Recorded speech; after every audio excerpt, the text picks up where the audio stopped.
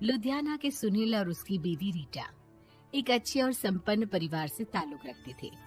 एक दिन रीटा की भाभी उसके घर आती है। रीटा, तुझे तो पता है तेरा भाई कुछ नहीं करता, ऊपर से 2 बच्चों की जिम्मेदारी, बेटी भी बड़ी हो गई है। तू तो बुआ है, कुछ मदद कर सकती है तो कर देना। कहाँ पैसे हैं भाभी, बस समझ लो किसी तरह हम लोग भी दिन काट रहे हैं। 2 ही तो कार है और मेरी बेटी भी बड़ी हो रही है। अब उसके लिए कार लेनी है तो 10 लाख का खर्चा तो लग ही जाएगा। तभी वहाँ सुनील आ जाता है। अरे शशि, क्या है, तू हमेशा पैसों के लिए परेशान क्यों रहती है? वैसे क्या जरूरत थी बेटी की शादी इतने बड़े घर में तय करने की? अरे पैसे नहीं थे तो ऐसे ही कर देती कहीं शादी। इतने बड़े होटल में क्यों कर रही है शादी? लेकिन यहाँ तो मामला शादी का है, डेट तय है।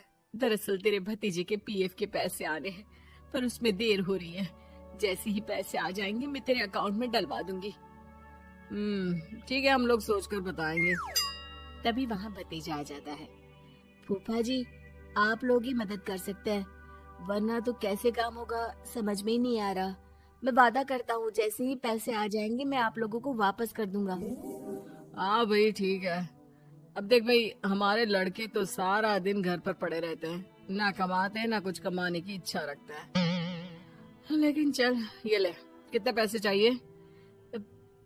जी 4 लाख रुपए। ठीक है, लेकिन पैसे ध्यान से वक्त पर वापस लौटा देना। सुनील मुसीबत के वक्त बीवी के भतीजे की मदद तो कर देता है, लेकिन उन लोगों के जाने के बाद देख ले रीटा, तेरे मायके वालों ने मांगा तो दे दिया, वरना इन लोगों का मुझे कोई भरोसा नहीं है। अरे क्यों भरोसा नहीं है? इससे पहले तो कभी इन लोगों ने आपसे मदद भी नहीं ली। हाँ, ली तो नहीं, लेकिन पैसे की किल्लत ही रहती है ना इन लोगों के पास। अरे ठीक है ना, नहीं लौटा पाए तो भतीजे के ससुराल से निकाल देंगे। सुना है बड़े घर में शादी हो रही है। सुनील और रीटा पैसे तो दे देते हैं, लेकिन अगले रोज ही। हाँ भाई साले साहब, क्या हाल है? ठीक हूँ जीजा जी। क्या बात है, सालों बाद आपका फोन, जरूर कोई बात होगी, बताइए ना। अरे वो तेरी बड़ी भाभी आई थी, बेटी की शादी कर रही है ना, तो पैसे लेने के लिए मैंने दे दिए 4 लाख। सोचा भाई किसी गरीब की बेटी की शादी हो रही है, पुण्य मिल जाएगा।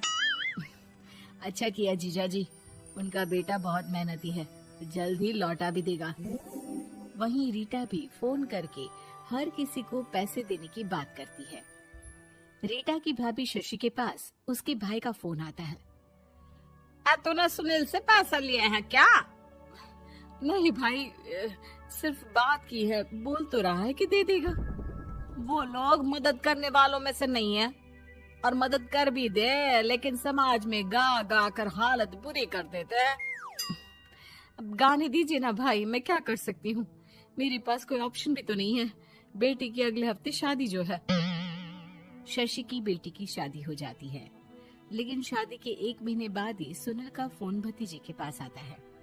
हाँ भाई, शादी तो हो गई हम लोगों की दुआ से। अब देख, ऐसा ही फायदा होता है पैसे वाले रिश्तेदार हो तो। तेरे वक्त पर हम कैसे खड़े हो गए थे, लेकिन अब पैसा लौटा दे भाई।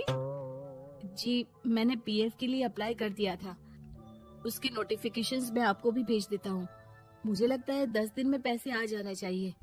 जैसे ही पैसा आएगा मैं आपके अकाउंट में डाल दूंगा। और ना जी ना, कोई नोटिफिकेशन नहीं चाहिए, पैसा चाहिए, पैसा। ठीक है अंकल, बस 10 दिन का समय दे दीजिए। अभी हफ्ता भी पूरा नहीं होता कि भतीजे के पास उसके गांव के दूर के चाचा का फोन आता है। अरे बेटा, क्या बात है, सुनील के कोई पैसे ले रखे हैं तो दे क्यों नहीं देता? हाँ चाचा जी, बात तो हुई थी, 10 दिन का वक्त मांगा है, उम्मीद है हो ही जाएगा। अरे फोन कर रहा है, रोज बता रहा था कि बेटी की शादी में मदद की थी। अब क्या है ना, भले ही शादी 10 दिन रोक देते, लेकिन सुनील से मदद नहीं लेनी चाहिए थी। याद है ना, मधु की मदद करके कितना बदनाम कर दिया था उसने पूरे घर को सोसाइटी में। हाँ चाचा जी, मैं भी यही सोच रहा था कि उन लोगों से मदद नहीं लेनी चाहिए थी। कई लोगों के फोन आ चुके हैं। वही रीटा अपनी भाभी को फोन कर देती है। क्या है भाभी, कब पैसे लौटाओगी? पता है ना ये कितना बोल रहे थे, तुम्हारे बोलने पर मैंने पैसे दिए हैं। भाभी अब तो आपके बेटे की कार बेच दो और हम लोगों के पैसे दे दो। अरे लेकिन रीटा, बात तो 3 महीने की हुई थी ना, अभी तो 2 महीने भी नहीं हुए पैसा लिए, थोड़ा तो सब्र करो। नहीं नहीं भाभी, वैसे मेरा बेटा टिक्कू आ रहा है आप लोगों के घर रहने के लिए, उसको अच्छे से खिलाना पिलाना, समझी? भाभी को समझ में नहीं आता कि वो क्या करे।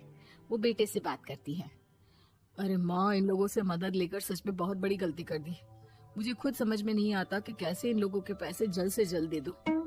तभी डोरबेल बजती है और रीटा का बेटा टिक्कू घर में आता है।